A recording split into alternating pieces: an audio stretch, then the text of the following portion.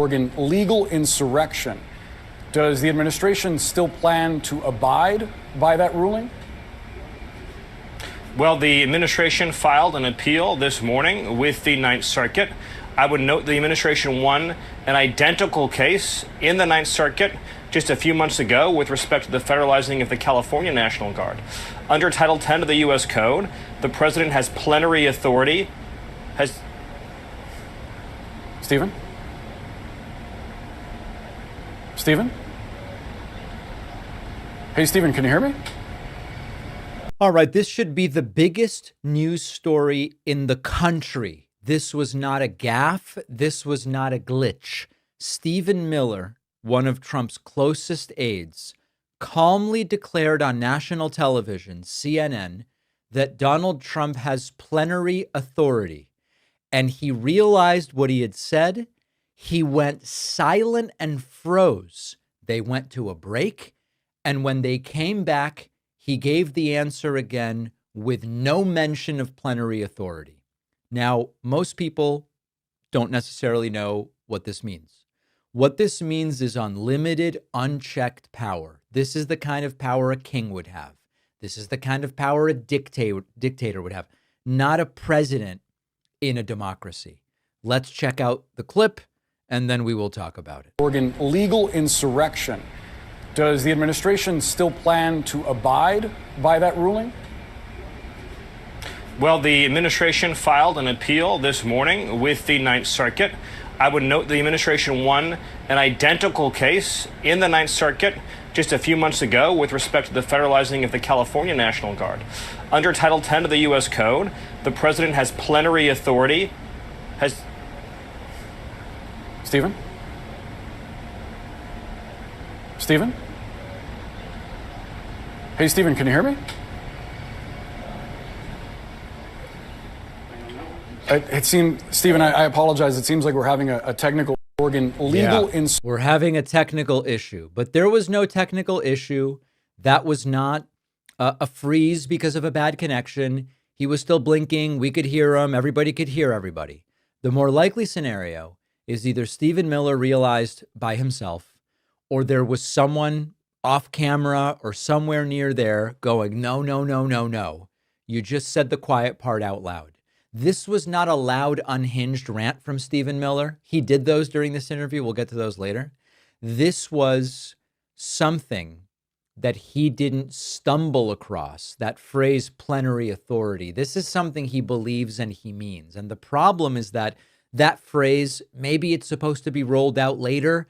Maybe it's for when Trump decides to push some new boundary or wants to deploy regular armed forces against citizens even beyond the limited capacity in which he's done it so far, or against a court order.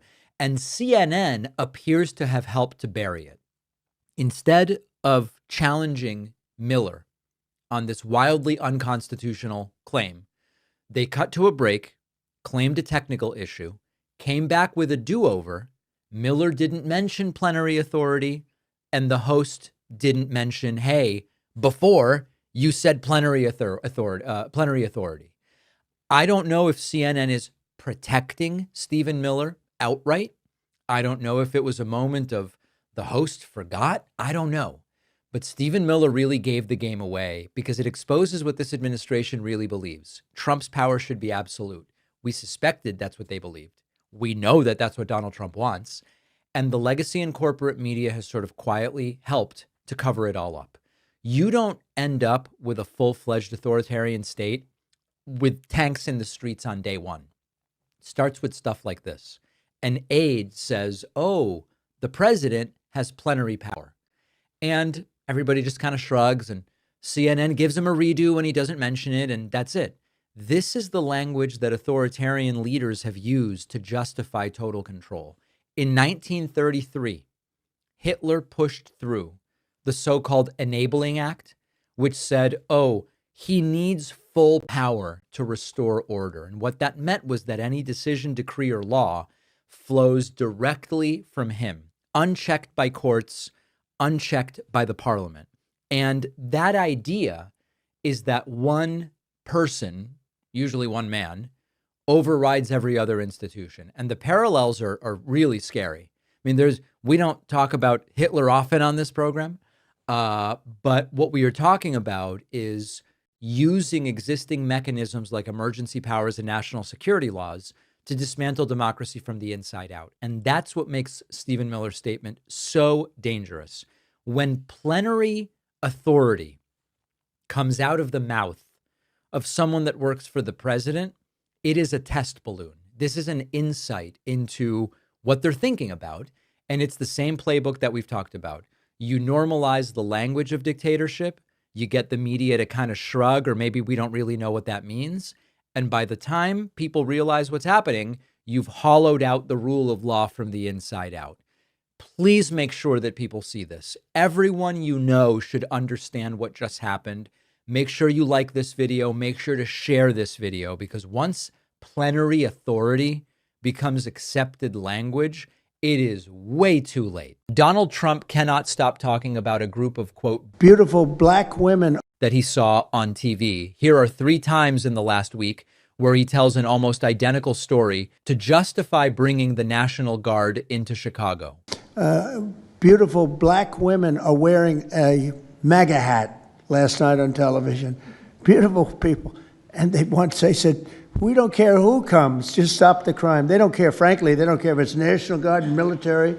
Send in anybody you want, stop the crime. They interviewed women, these beautiful women in Chicago, black women with a MAGA hat, a red hat. They said, we don't care who he brings in here, but this place is really dangerous. We just want crime to stop. It's true. They don't care. You know, they don't differentiate between the National Guard and the Marines. They don't care. They'll take anybody. And the people of Chicago are walking around with MAGA hats. You have women, beautiful black women, walking around with MAGA hats. Please let the president in, and we don't care how he does it.